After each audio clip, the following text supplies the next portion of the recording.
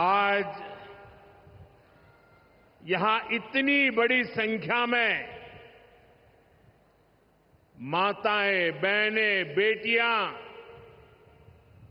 हमें आशीर्वाद देने आई हैं। मैं आप सभी बहनों के दर्शन पाकर धन्य हो गया हूं।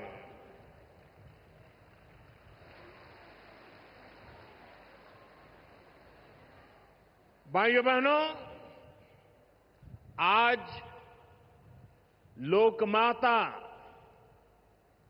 देवी अहिल्याबाई होलकर जी की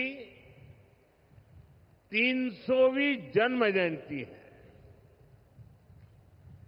140 करोड़ भारतीयों के लिए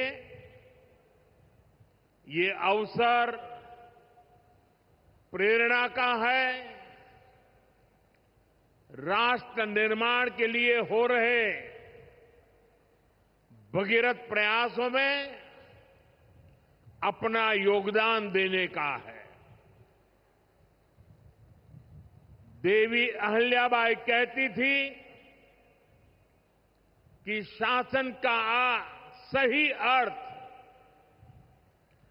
जनता की सेवा करना और उनके जीवन में सुधार लाना होता है।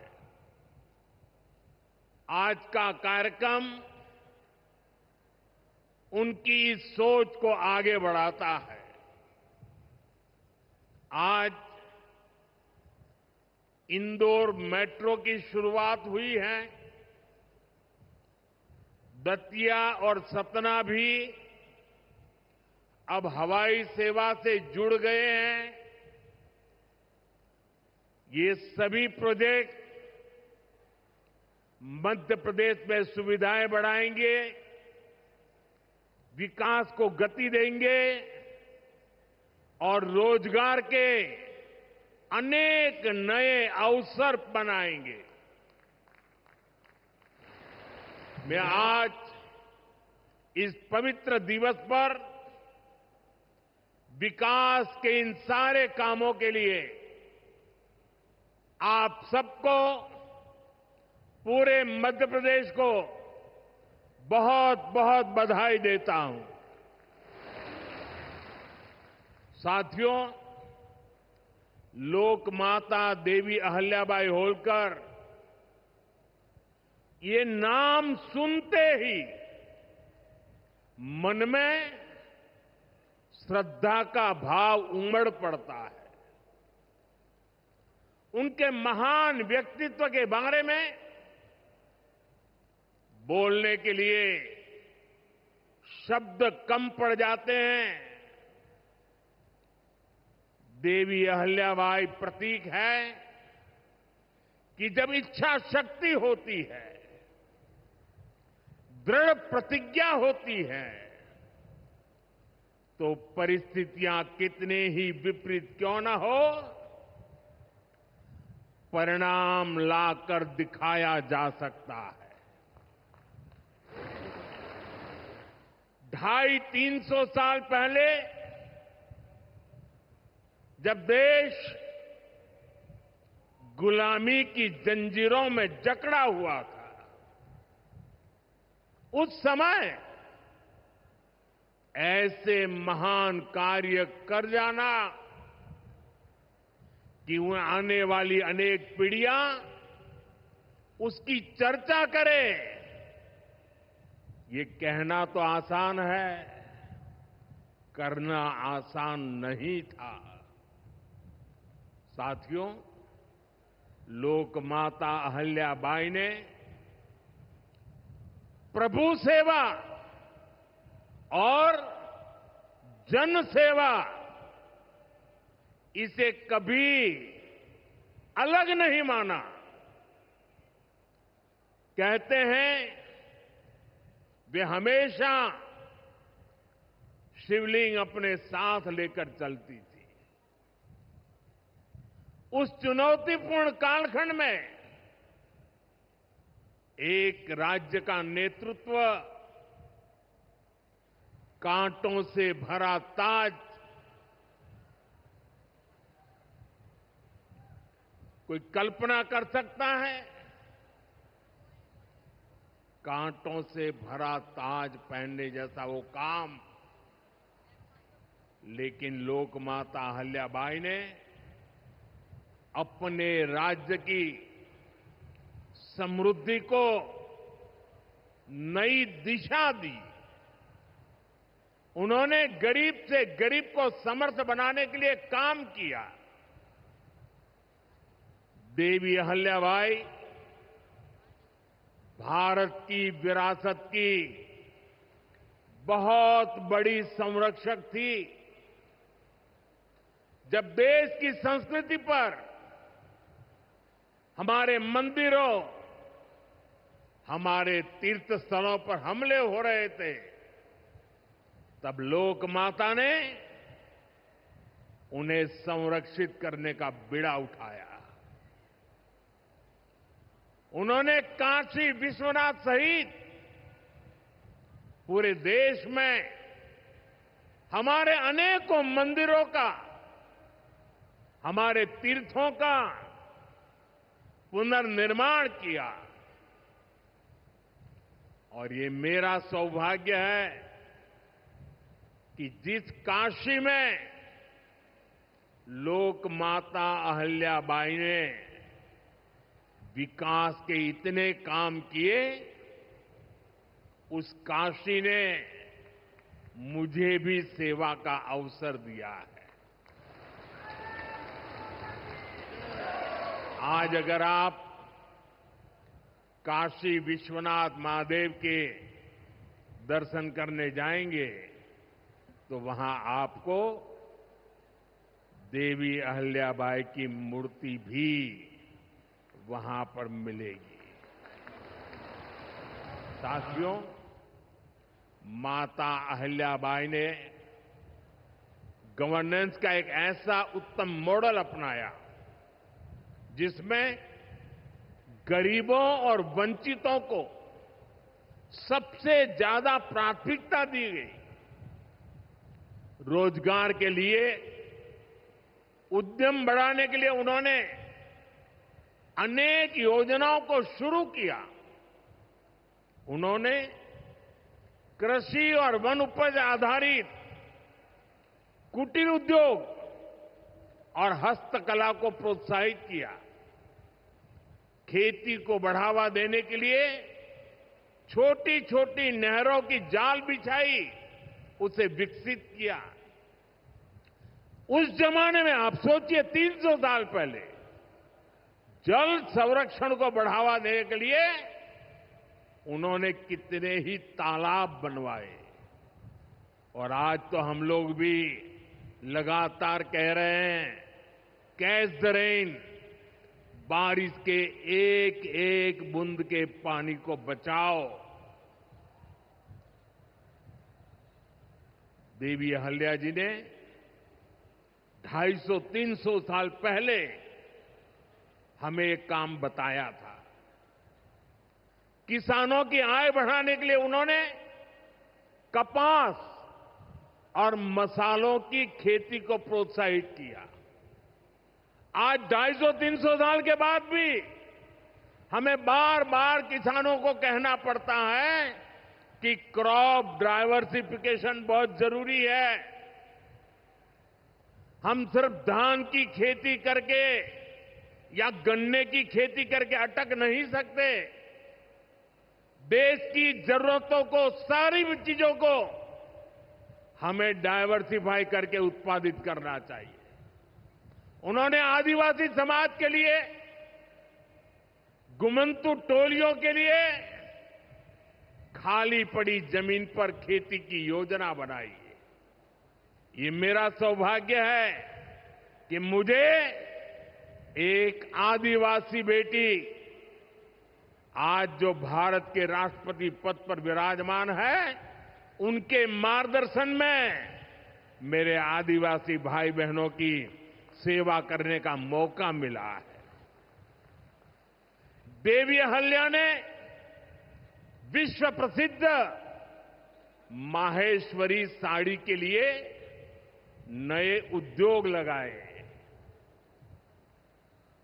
और बहुत कम लोगों को पता होगा कि देवी अहल्या जी हुनर की पारखी थी और वो जूनागढ़ से, गुजरात में जूनागढ़ से कुछ परिवारों को माहेश्वर लाई और उनको साथ जोड़ करके आज से 250-300 साल पहले ये माहेश्वरी साड़ी का काम आगे बढ़ाया, जो आज भी अनेक परिवारों का वो गहना बन गया है और जिससे हमारे बुनकरों को बहुत फायदा हुआ। साथियों, देवी अहल्याबाई को कई बड़े सामाजिक सुधारों के लिए भी हमेशा याद रखा जाएगा। आज अगर बेटियों की शादी की उम्र की चर्चा करें तो हमारे देश में कुछ लोगों को सेक्युलरिज्म खतरे में दिखता है। उनको लगता है ये हमारे धर्म के खिलाफ है। ये देवी अहल्या जी देखिए, मातृशक्ति के गौरव के लिए उस जमाने में बेटियों की शादी की उम्र के विषय में सोचती थी। उनकी खुद की शादी छोटी उम्र में हुई थी, लेकिन उनको सब पता था कि बेटियों के विकास के लिए कौन सा रास्ता होना चाहिए। ये देवी अहल्या जी थी, उन्होंने महिलाओं का भी संपत्ति में अधिकार हो, जिन स्त्रियों के प्रति की असमय मृत्यु हो गई हो वो फिर विवाह कर सके। उस कालखंड में ये बातें करना भी बहुत मुश्किल होता था, लेकिन देवी अहल्याबाई ने इन समाज सुधारों को भरपूर समर्थन दिया। उन्होंने मालवा की सेना में महिलाओं की एक विशेष टुकड़ी भी बनाई थी। ये पश्चिम की दुनिया के लोगों को पता नहीं है, हमें कोसते रहते हैं, हमारी माताओं बहनों के अधिकारों के नाम पर हमें नीचा दिखाने की कोशिश करते हैं। 250-300 साल पहले हमारे देश में सेना में महिलाओं का होना, साथियों, महिला सुरक्षा के लिए उन्होंने गांवों में नारी सुरक्षा टोलियां ये भी बनाने का काम किया था। यानी माता अहल्याबाई राष्ट्र निर्माण में हमारी नारी शक्ति के अमूल्य योगदान का प्रतीक है। मैं समाज में इतना बड़ा परिवर्तन लाने वाली देवी अहल्या जी को आज श्रद्धापूर्वक नमन करता हूं, उनके चरणों में प्रणाम करता हूं और मैं उनसे प्रार्थना करता हूं कि आप जहां भी हो, हम सभी पर अपना आशीर्वाद बरसाए। साथियों, देवी अहल्या का एक प्रेरक कथन है जो हम कभी भूल नहीं सकते, और उस कथन का अगर मोटे मोटे शब्दों में मैं कहूं तो उसका भाव यही था कि जो कुछ भी हमें मिला है वो जनता द्वारा दिया ऋण है, जिसे हमें चुकाना है। आज हमारी सरकार लोकमाता अहल्याबाई के इन्हीं मूल्यों पर चलते हुए काम कर रही है। नागरिक देवो भव, ये आज गवर्नेंस का मंत्र है। हमारी सरकार विमेन लेड डेवलपमेंट के विजन को विकास की धुरी बना रही है। सरकार के हर बड़ी योजना के केंद्र में माताएं, बहनें, बेटियां हैं। आप भी जानती हैं, गरीबों के लिए 4 करोड़ घर बनाए जा चुके हैं और इनमें से अधिकतर घर हमारी माताओं बहनों के नाम पर है। अब मालिकाना हक मेरी माताओं बहनों को दिया है। इनमें से ज्यादातर महिलाएं ऐसी हैं जिनके नाम पहली बार कोई संपत्ति दर्ज हुई है, यानी देश की करोड़ों बहनें पहली बार घर की मालकिन बनी है। साथियों, आज सरकार हर घर तक नल से जल पहुंचा रही है ताकि हमारी माताओं बहनों को असुविधा ना हो, बेटियां अपनी पढ़ाई में ध्यान दे सके। करोड़ों बहनों के पास पहले बिजली, एलपीजी गैस और टॉयलेट जैसी सुविधाएं भी नहीं थी। ये सुविधाएं भी हमारी सरकार ने पहुंचाई। और ये सिर्फ सुविधाएं नहीं है, ये माताओं बहनों के सम्मान का हमारी तरफ से एक नम्र प्रयास है। इससे गांव की गरीब परिवारों की माताओं बहनों के जीवन से अनेक मुश्किलें कम हुई है।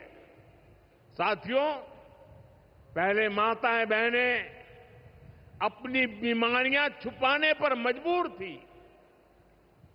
गर्भावस्था के दौरान अस्पताल जाने से बचती थी। उनको लगता था कि इससे परिवार पर बोझ पड़ेगा और इसलिए वो दर्द सहती थी, लेकिन परिवार में किसी को बताती नहीं थी। आयुष्मान भारत योजना ने उनकी इस चिंता को भी खत्म किया है। अब वो भी अस्पताल में 5 लाख रुपए तक का मुफ्त इलाज करा सकती है। साथियों, महिलाओं के लिए पढ़ाई और दवाई के साथ ही जो बहुत जरूरी चीज है वो कमाई भी है।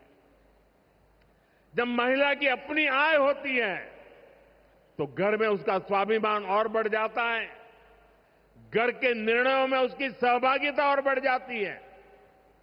बीते 11 वर्षों में हमारी सरकार ने देश की महिलाओं को आर्थिक रूप से सशक्त करने के लिए निरंतर काम किया है। आप कल्पना कर सकते हैं, 2014 से पहले आपने मुझे सेवा करने का मौका दिया, उसके पहले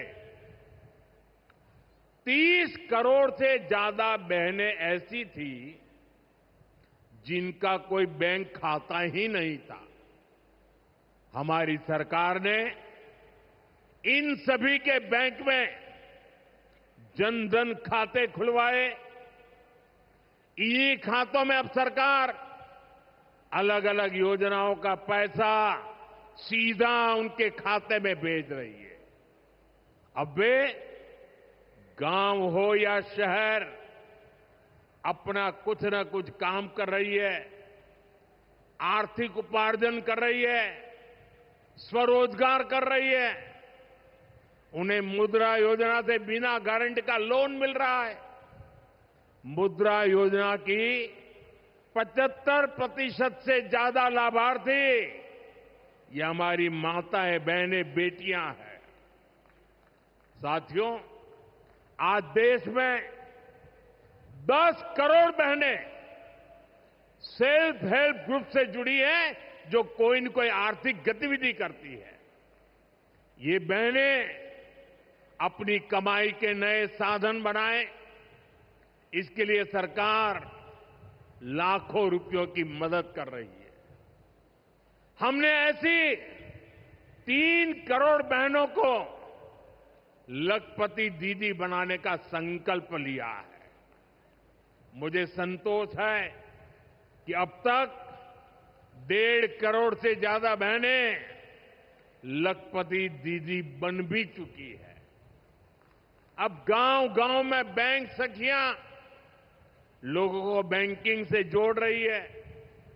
सरकार ने बीमा सखियां बनाने का अभियान भी शुरू किया है। हमारी बहनें, बेटियां अब देश को बीमा की सुरक्षा देने में बहुत बड़ी भूमिका निभा रही हैं। साथियों, एक समय था जब नई टेक्नोलॉजी आती थी तो उससे महिलाओं को दूर रखा जाता था। हमारा देश आज उस दौर को भी पीछे छोड़ रहा है। आज सरकार का प्रयास है कि आधुनिक टेक्नोलॉजी में भी हमारी बहनें, हमारी बेटियां आगे बढ़कर के नेतृत्व दें। अब जैसे आज खेती में ड्रोन क्रांति आ रही है, इसको हमारी गांव की बहनें ही नेतृत्व दे रही है। नमो ड्रोन दीदी अभियान से गांव की बहनों का हौसला बढ़ रहा है, उनकी कमाई बढ़ रही है और गांव में उनकी एक नई पहचान बन रही है। साथियों, आज बहुत बड़ी संख्या में हमारी बेटियां वैज्ञानिक बन रही है, डॉक्टर, इंजीनियर और पायलट बन रही है। हमारे यहां साइंस और मैथ्स पढ़ने वाली बेटियों की संख्या लगातार बढ़ रही है।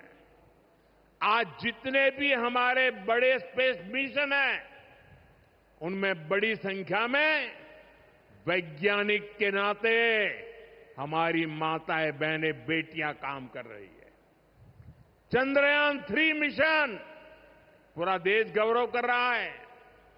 चंद्रयान 3 मिशन में तो 100 से अधिक महिला वैज्ञानिक और महिला इंजीनियर शामिल थी। ऐसे ही जमाना स्टार्टअप का है। स्टार्टअप के क्षेत्र में भी हमारी बेटियां अद्भुत काम कर रही है। देश में लगभग 45% स्टार्टअप की, उसमें कम से कम एक डायरेक्टर कोई न कोई हमारी बहन है, कोई न कोई हमारी बेटी है, महिला है। और ये संख्या लगातार बढ़ रही है। साथियों, हमारा प्रयास है कि नीति निर्माण में बेटियों की भागीदारी लगातार बढ़े। बीते एक दशक में इसके लिए एक के बाद एक अनेक कदम उठाए गए हैं। हमारी सरकार में पहली बार पूर्णकालिक महिला रक्षा मंत्री बनी। पहली बार देश की वित्त मंत्री एक महिला बनी। पंचायत से लेकर पार्लियामेंट तक महिलाओं की संख्या लगातार बढ़ रही है। इस बार 75 सांसद महिलाएं हैं, लेकिन हमारा प्रयास है कि ये भागीदारी और बढ़े। नारी शक्ति वंदन अधिनियम के पीछे भी यही भावना है। सालों तक इस कानून को रोका गया, लेकिन हमारी सरकार ने इसे पारित करके दिखाया। अब संसद और विधानसभाओं में महिला आरक्षण पक्का हो गया है। कहने का अर्थ ये है कि भाजपा सरकार बहनों, बेटियों को हर स्तर पर, हर क्षेत्र में सशक्त कर रही है। साथियों, भारत संस्कृति और संस्कारों का देश है और सिंदूर ये हमारी परंपरा में नारी शक्ति का प्रतीक है। राम भक्ति में रंगे हनुमान जी भी सिंदूर को ही धारण किए हुए हैं। शक्ति पूजा में हम सिंदूर का अर्पण करते हैं और यही सिंदूर अब भारत के शौर्य का प्रतीक बना है।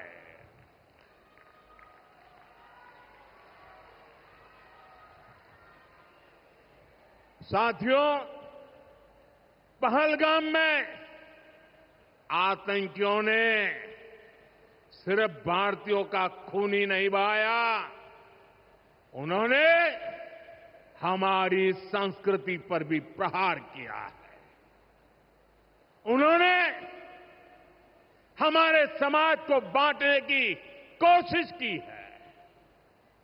और सबसे बड़ी बात, आतंकवादियों ने भारत की नारी शक्ति को चुनौती दी है। ये चुनौती आतंकवादियों और उनके आकाओं के लिए काल बन गई है, काल। ऑपरेशन सिंदूर आतंकवादियों के खिलाफ भारत के इतिहास का सबसे बड़ा और सफल ऑपरेशन है। जहां पाकिस्तान की सेना ने सोचा तक नहीं था, वहां आतंकी ठिकानों को हमारी सेना ने मिट्टी में मिला दिया। सैकड़ों किलोमीटर अंदर घुस करके मिट्टी में मिला दिया। ऑपरेशन सिंदूर ने डंके की चोट पर कह दिया है कि आतंकवादियों के जरिए छद्म युद्ध, प्रॉक्सी वॉर नहीं चलेगा। अब घर में घुसकर भी मारेंगे और जो आतंकियों की मदद करेगा उसको भी इसकी भारी कीमत चुकानी पड़ेगी।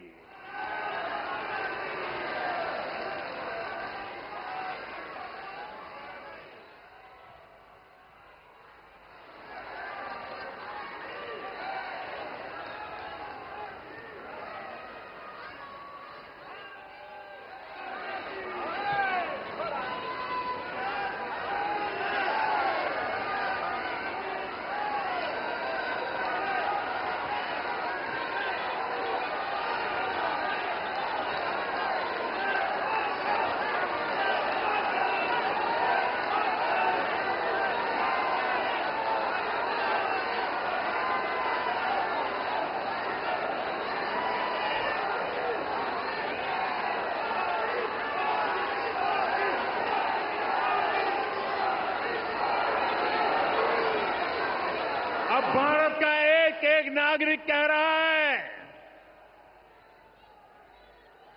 140 करोड़ देशवासियों का बुलंद आवाज कह रहा है, अगर तुम गोली चलाओगे तो मान के चलो, गोली का जवाब गोले से दिया जाएगा।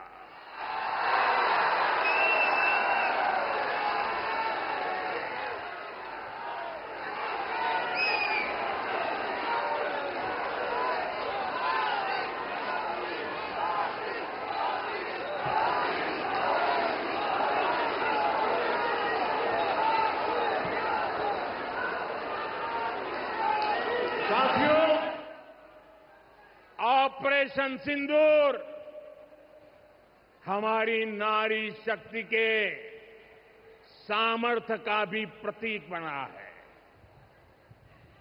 हम सभी जानते हैं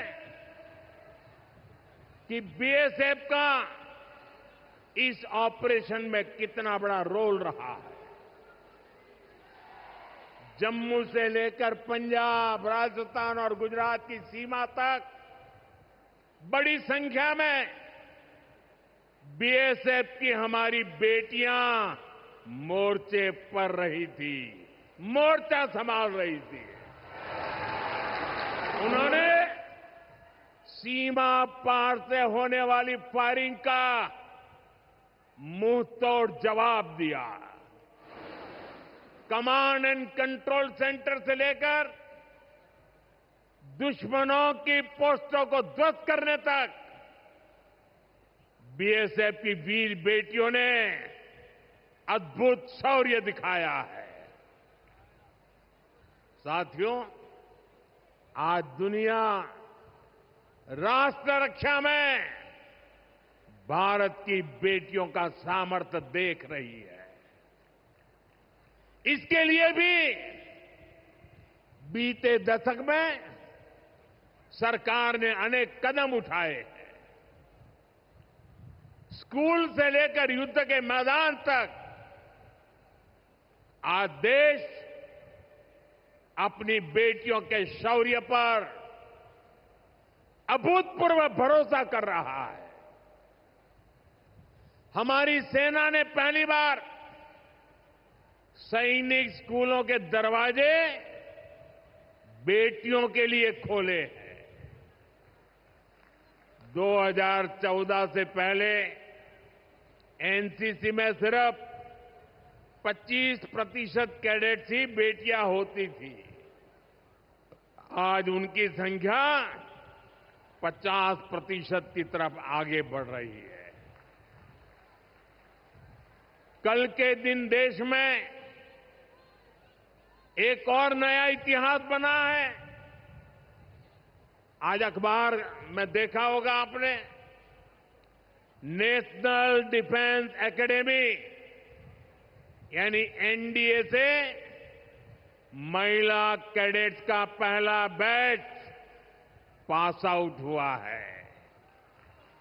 आज सेना, नौसेना और वायुसेना में बेटियां अग्रिम मोर्चे पर तैनात हो रही है। आज फाइटर प्लेन से लेकर आईएनएस विक्रांत युद्धपोत तक विमेन ऑफिसर्स अपनी जांबाजी दिखा रही है। साथियों, हमारी नौसेना की वीर बेटियों के साहस का ताजा उदाहरण भी देश के सामने है। आपको मैं नाविका सागर परिक्रमा के बारे में बताना चाहता हूं। नेवी की 2 वीर बेटियों ने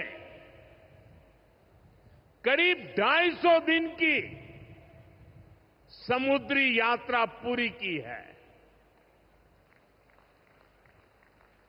धरती का चक्कर लगाया है।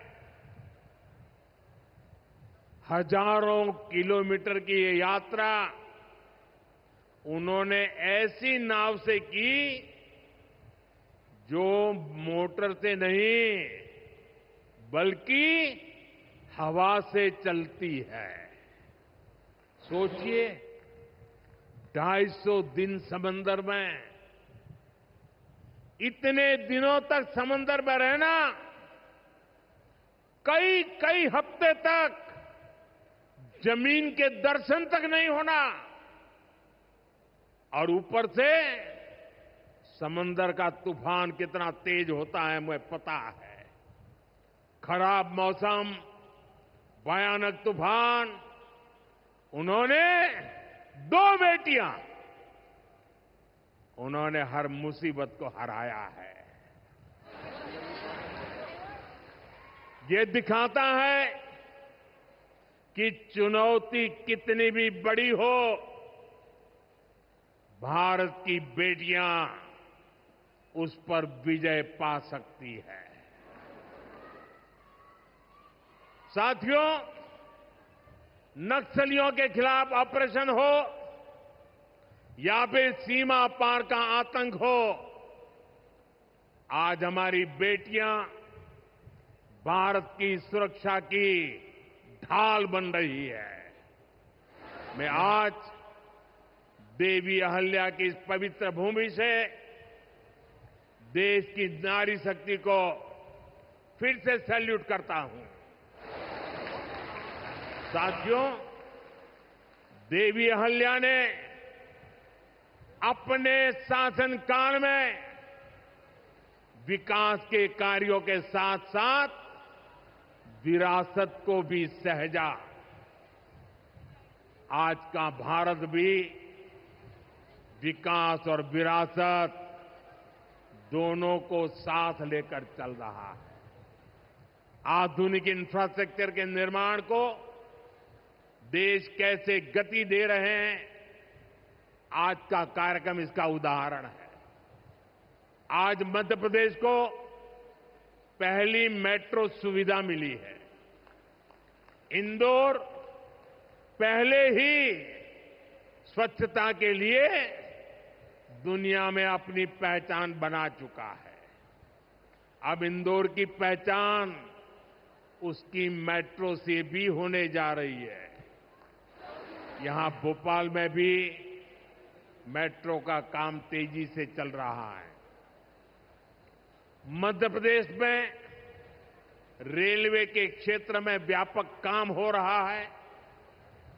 कुछ दिन पहले ही केंद्र सरकार ने रतलाम नागदा रूट को 4 लाइनों में बदलने के लिए स्वीकृति दे दी है। इससे इस क्षेत्र में और ज्यादा ट्रेनें चल पाएगी, भीड़भाड़ कम होगी। केंद्र सरकार ने इंदौर मनमाड़ रेल परियोजना को भी मंजूरी दे दी है। साथियों, आज मध्य प्रदेश के दतिया और सतना भी हवाई यात्रा के नेटवर्क से जुड़ गए हैं। इन दोनों हवाई अड्डों से बुंदेलखंड और विंध्य क्षेत्र में एयर कनेक्टिविटी बेहतर होगी। अब मां पीतांबरा, मां शारदा देवी और पवित्र चित्रकूट धाम के दर्शन करना और सुलभ हो जाएगा। साथियों, आज भारत इतिहास के उस मोड़ पर है जहां हमें अपनी सुरक्षा, अपने सामर्थ्य और अपनी संस्कृति हर स्तर पर काम करना है। हमें अपना परिश्रम बढ़ाना है। इसमें हमारी मातृशक्ति, हमारी माताओं, बहनों, बेटियों की भूमिका बहुत बड़ी है। हमारे सामने लोक माता देवी अहल्याबाई जी की प्रेरणा है। रानी लक्ष्मीबाई, रानी दुर्गावती, रानी कमलापति, अवंतीबाई लोधी, कित्तूर की रानी चेन्नम्मा, रानी गाडिल्यो, वेलु नाचियार, सावित्रीबाई फुले, ऐसे हर नाम हमें गौरव से भर देते हैं। लोक माता अहल्याबाई की ये 300वीं जन्म जयंती हमें निरंतर प्रेरित करती रहे। आने वाली सदियों के लिए हम एक सशक्त भारत की नींव मजबूत करें। इसी कामना के साथ आप सभी को फिर से एक बार बहुत बहुत शुभकामनाएं देता हूं। अपना तिरंगा ऊपर उठा करके मेरे साथ बोलिए, भारत माता की,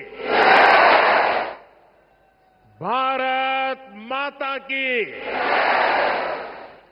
भारत माता की, वंदे वंदे वंदे वंदे वंदे वंदे वंदे वंदे वंदे